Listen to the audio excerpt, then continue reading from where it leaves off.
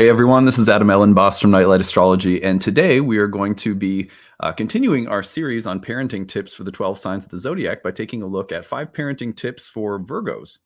So if you have a child with a Virgo stellium, the sun, moon, or rising in Virgo, then this video hopefully will give you a few tips on how to understand where your kid's coming from on an archetypal level. It's been really fun doing this series. I guess this will take us about halfway through.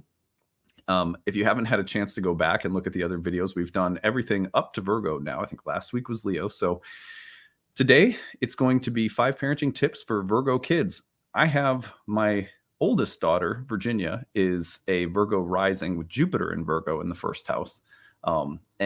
She's about as Virgo as it gets in a lot of ways. So I've had a lot of insight already through parenting her and what I'm learning about her as I go along. And also over the years, giving advice to parents with Virgo kids. This ought to be fun. Maybe you can also relate to some of these things and learn about Virgo as a sign and the archetypal qualities of Virgo because you have Virgo energy and we all have an inner child and we were all raised in a certain way. And sometimes it can just help to listen to I've heard a lot of people just saying that they enjoy this series because of how it's helping them reflect on their own childhood and upbringing. So that can be valuable on its own. I have a little bit of a cold this week, so we all got a cold together in my house right now. It's not a bad one, but it's going around. So I apologize in advance. I'm a little froggy today. Anyway, before we get into it, as always, don't forget to like and subscribe. Share your comments today, especially if you have Virgo kids and have any other parenting advice we could use. If you want to find a transcript of today's talk, you can find it on the website, nightlightastrology.com. We are also in enrollment mode right now for the upcoming spring program, Ancient Astrology for the Modern Mystic, which is a 1-year course in Hellenistic astrology designed for people who either want to develop a professional practice as an astrologer or people who just want to take their love of astrology to the next level. So if you go to the courses tab on the website, nightlightastrology.com, click on the first year course, scroll down to learn about it. It starts on June 11th. You can hear what alumni have had to say about it. There's 30 live webinars on the year. They usually clock in around 2.5 to 3 hours each with an ample time for Q&A. We have guest teachers that come in outside of those 30 classes. They're all recorded. If you can't make it live, you can go at your own pace or you can attend the live webinars. Either way, we have an interactive group forum discussion where you can ask questions, and we have staff that are there to answer your questions within 24 hours always. We have breakout study sessions in between major units of study that are additional and that also give you time to ask questions or integrate what you're learning. There is tons of bonus material, optional reading, quizzes, flashcards, all sorts of stuff. You get lifetime access to everything in the course. So it's a great program for people who are looking to deepen their love and knowledge of astrology.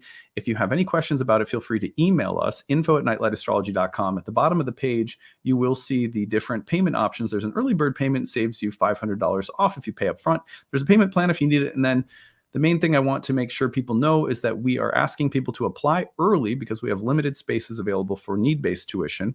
Need-based tuition is there for people who might be on a really tight or fixed budget. We get it. People are coming from different situations, and we want to make sure that nobody's priced out of studying astrology. So tell us your situation. If you could really use a little bit of help, you really want to study astrology, you got to work within your budget. We understand that. That's what it's there for. That's why we do the Kickstarter, and the Kickstarter does well, and then we can do this, and that's part of how our business model works. So really, thankful for everyone for helping with the Kickstarter, because then it's really nice to be able to have a whole bunch of spots in our programs for people who otherwise couldn't afford to pay for the course. So we get to help people in that way, and So if you have, again, any questions about the course, it's info@nightlightastrology.com. All right, hope to see some of you there soon. Let's get into 5 parenting tips for Virgo kids. Now, again, this could be Virgo sun, Virgo moon, Virgo rising, a stellium in Virgo. And this could be you. Maybe you're not a parent, but it could be interesting to hear about the sign of Virgo on a little deeper level. So there are 5 tips, and I always frame them in this series in terms of things that you can support. Number 1 for Virgos, support piecing things together. You have to remember that Virgo is an earth sign. It is a feminine sign. It is coming at the very end of the light half of the year as the transition into darkness and the underworld is taking place. And it is the sign and exaltation of Mercury. When you get earthy feminine Mercury, you get a deconstructionist. You get someone who asks questions, very similar to Gemini, a little bit. There's some major differences too, but one of the things that Mercury is associated with are the 2 times of year where we are taking major turns toward darkness or yin within the solar year, as it's seen from the northern hemisphere, which is where horoscopic astrology came from. So you have in Gemini, for example, the other Mercury ruled sign, you have the light turning into darkness as we reach the summer solstice and the light starts to come down. Gemini leads that transition. Virgo leads the transition into the autumn equinox, where dark takes over for the next half of the year. So in both cases, Mercury is a planet that dives us into darkness and the underworld. Mercury was the guide of souls and the only one that could go into the underworld and come back out again, because it does so regularly in the sky. That's why ancient astrologers associated this planet that we see that has so many retrogrades and disappears and vanishes and comes back out again with the god Hermes that would go in and out of the underworld, up into the starry sky, down into the underworld, back and forth, back and forth. One of the things that we associate with the dive into the underworld is death and deconstruction. Things in this world come to be and they pass away. And so in both Mercury ruled signs, but especially in Virgo, we have a sense of things falling apart, or piece by piece, things coming unglued. So in the sign of Virgo, one of the things that you'll notice is for Virgo children that they want to know how things work, how things are put together, which is also the same as wondering how things are taken apart. And so it is very natural. Sometimes people be like, Virgos like organization. And that's kind of a stereotype. It's not so much that Virgos like organization. Well, that's part of it. But it's that Virgo is associated with understanding how things are pieced together and how pieces are taken apart. And this could be psychologically, this could be physically with things in a room, this could be with the mechanics of a machine, this could be with the way that plants grow or the way that a garden grows or is tended or cared for. Virgos will put a whole lot of attention into how things are put together and made something in the way that it is, or taken apart. My daughter asks so many questions, a million questions, always with what feels to me like a little doubtful, critical, deconstructive eye. Yeah, but why? Right? And always with a care and concern for how something comes to be what it is, or how something could possibly be taken apart. And all I want to say is that one of the things that I notice that just crushes my daughter's spirit is if I just say something like, just stop asking questions, or just take it on, sort of like, just take it on faith. Just, this is the way it is. And you just have to accept it, that that's the way that it is. That's what I say when I'm at my frustration limit. For maybe there's been like just overstimulation in the house or something, and my daughter's asking the 100th question of the day, and I'll go, you just have to listen to me, and I don't know why, it just is that way, And I can always she gets crestfallen. So one of the things that you can support in Virgos, in your Virgo children, is the interest in how things are put together and how things are taken apart. And that could be in words, in language, in concepts. You will find that Virgo children are philosophers. Remember that Hermes, this is not just, people always think of Mercury as the rational mind, but Hermes was the god of astrology and a god associated with philosophy. And philosophy forms a part of every major spiritual and religious path on earth. We start with axiomatic principles, starting points, and givens, and then we build things off from them. And then if you're examining a belief structure and you want to understand where it comes from, you take it apart so you can get down to the first principles. Virgos do this a lot and very quickly. And my experience is with my daughter anyway, is that this is a part of how she examines and understands the environment and if it's safe or not, and feels that she has it's like you need to have an understanding of how it's all pieced together to know how you fit in as well. And so that kind of curious questioning, deconstructing, putting and taking things apart, wanting to know how everything works with an almost like obsessive quality at times.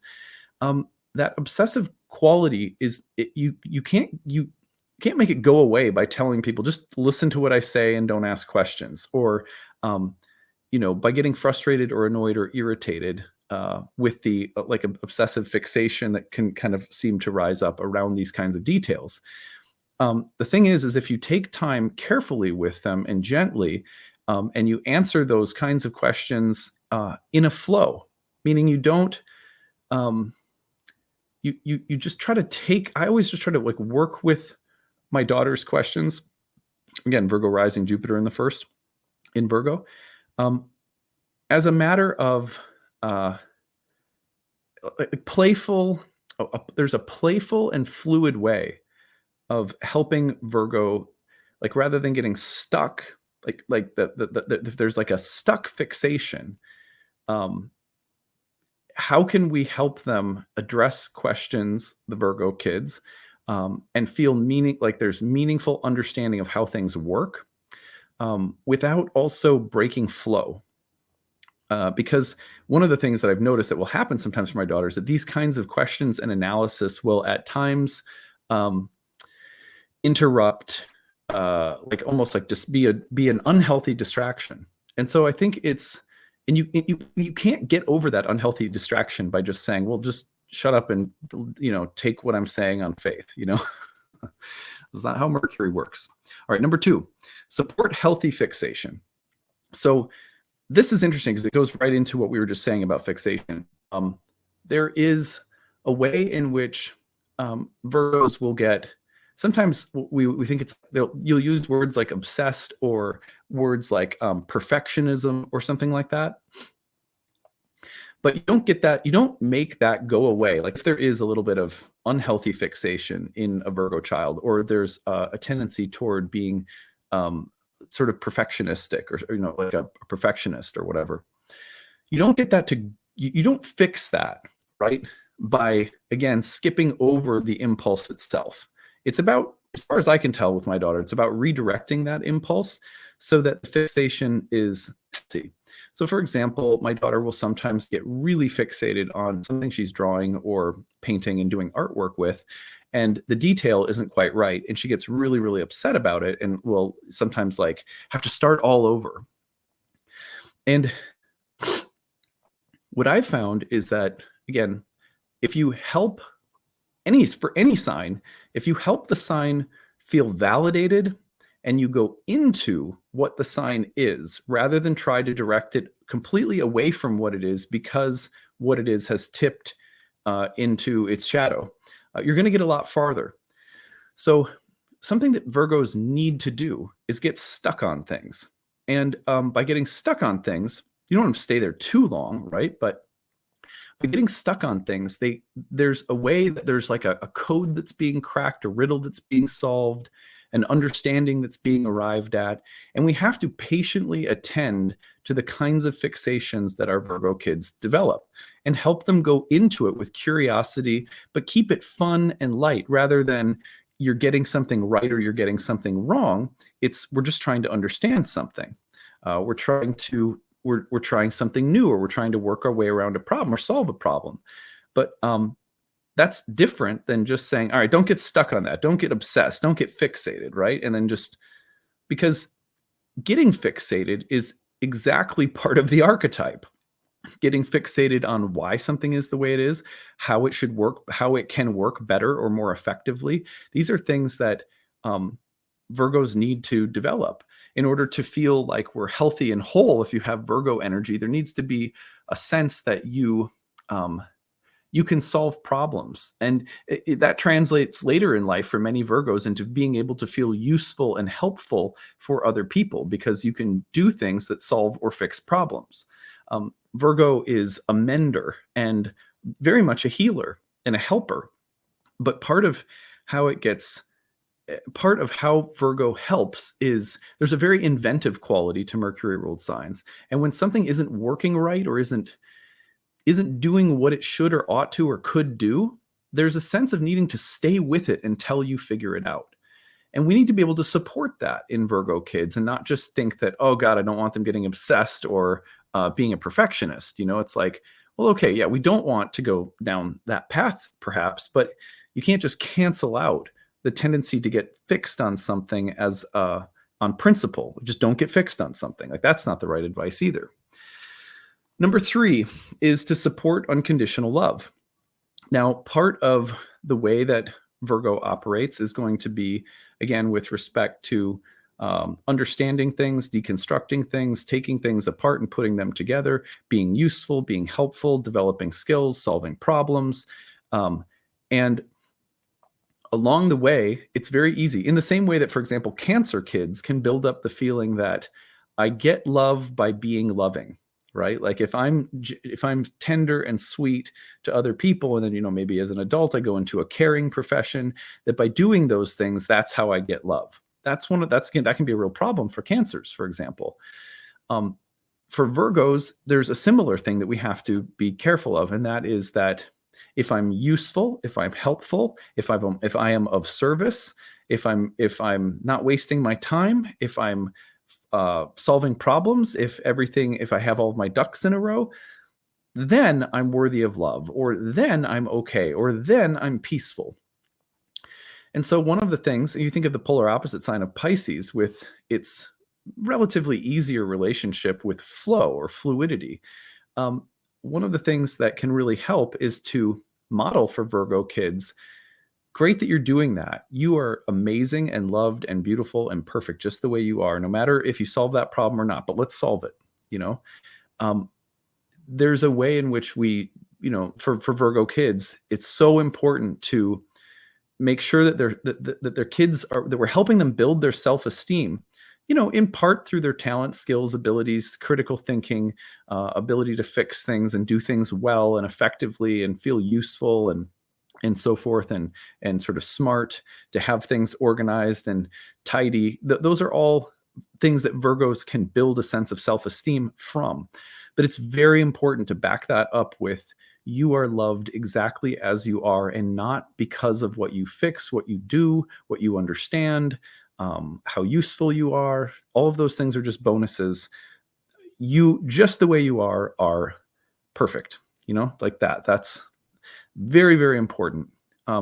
This is just anecdotal. Like, I don't have proof for any of this, but if I had to guess, I would say that of the signs of the zodiac, the ones that I have seen most frequently associated with eating disorders are Virgos, or any kind of like dietary, like eating disorder, or like challenges with self-esteem that can lead to obsessive patterns trying to fix or perfect the body as a matter of trying to feel loved or valid or valuable.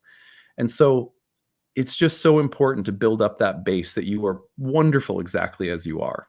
Really, really strong need for the self-esteem to be high. You don't want the mind and an overly busy nervous system at times that is performance-based and outcome-oriented to dictate how worthy the individual is. So supporting unconditional love is really, really helpful. Number 4, this is going to sound weird, but you need to support ugly, beautiful, or pure dirty dualities. Now, this is because most of the time with Virgos, we just think that any involvement in these kinds of dualities is problematic.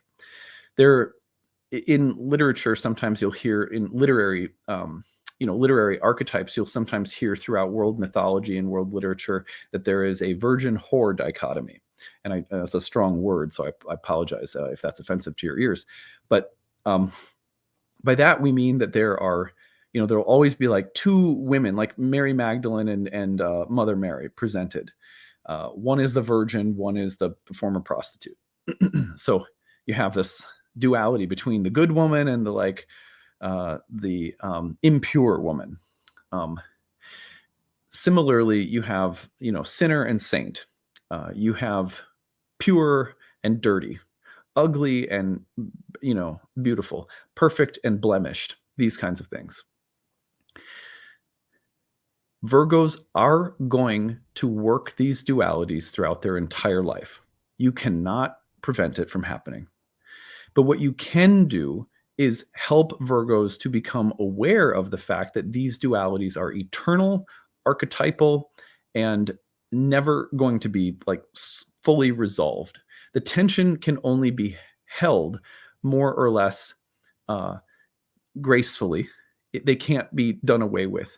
You can't get rid of ugly by becoming perfectly beautiful. You can't get rid of dirty by becoming totally pure. You can't get rid of sin by becoming the world's greatest saint. You can't get rid of the pure part of you by being a wild child all the time out of rebellion. Life includes these dualities, all of them, and Virgo is working these dualities in order to find out the most beautiful truth ever.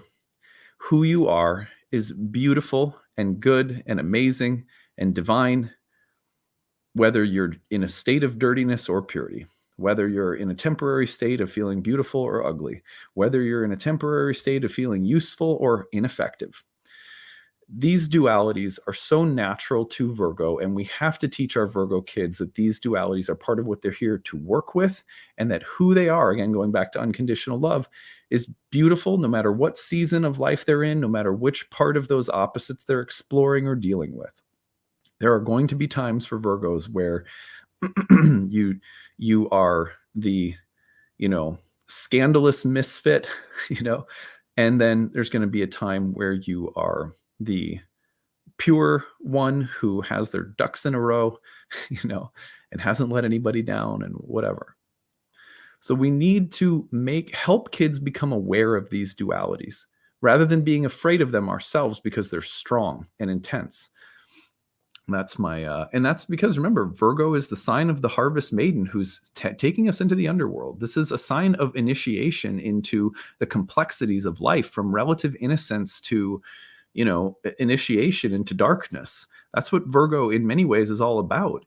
And so this is a sign that, we need to, when your Virgo kid who has all their shit together makes a big mistake, in some ways you have to be more ready to be a supporting, loving parent in that moment than, in all the moments where they're getting things right, so just keep that in mind. Number 5, support trust and flow.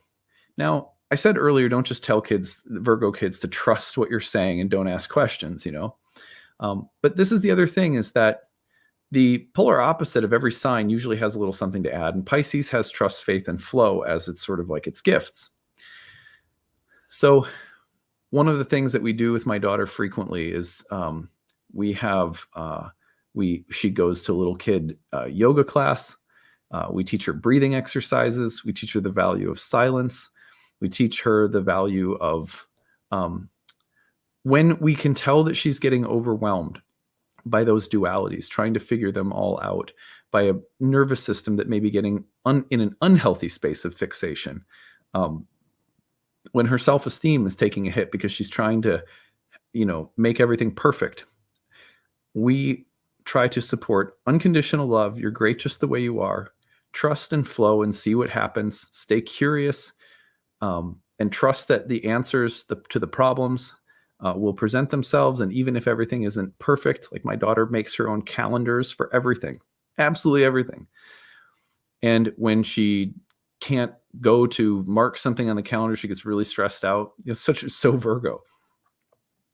And occasionally the message is like, sweetheart, it's going to work out. It's going to be fine. You can get back to your calendar later and mark the thing you forgot. Like on the way to school, she'll remember, I forgot to mark off the day on my calendar, and it really upsets her. You can do it later. Let's just stay in a flow. And we literally talked to her about staying in a flow, because your superpowers, we like to call them that, like your superpowers, your gifts of analytical thinking and organization and being so careful and meticulous, they're a double-edged sword. The other side of the sword is that when things go off a little bit, you can get really, really worried. So you have to stay in a flow, and you got to trust that things will be okay. Even if for a minute you lose control of things, you can talk to kids that way. And it's amazing how smart kids are. Like you can literally talk to your kids about these kinds of philosophical ways of managing life and energy, and it works. And you can do so without invalidating their archetypal needs and nature. So anyway, that's what I've got today for you guys about Virgos. I hope this was useful for all of you. I'd love to hear your thoughts as parents if you guys have Virgos, or if you were raised a Virgo, what worked and what didn't work. What else could we add to this conversation? Love hearing from you guys as always. That's it for today. We'll see you for more tomorrow. Take it easy, everyone. Bye.